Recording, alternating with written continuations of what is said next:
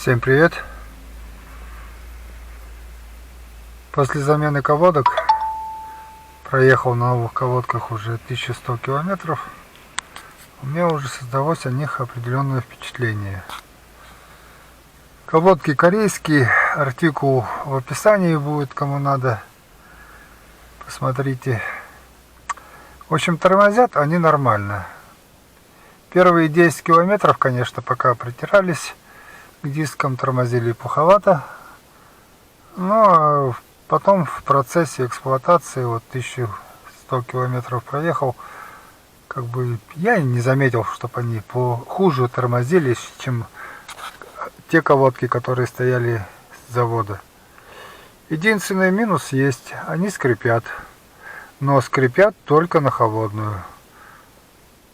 Вот диски колодки холодные, тормозишь, скрип. Ну, можно сказать, частый. Ну, а как только колодки прогрелись, и диски тоже, все, скрип перестает. По износу ничего не могу пока сказать. Посмотрим. Ну, а так, цена нормальная.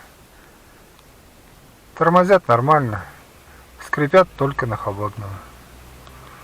Вот такое впечатление о колодках. Порекомендую я их брать или нет? Ну, по тормозным качествам нормально, можно брать. Ну, а кого скрип не напрягает, тоже можно брать. Причем, я повторю, скрипят только на холодную. Когда вот машина постояла, колодки, диски остыли,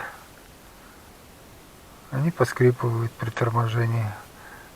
Километров несколько по городу проехал, там 2-3 перекрестка. Все, скрип перестает быть.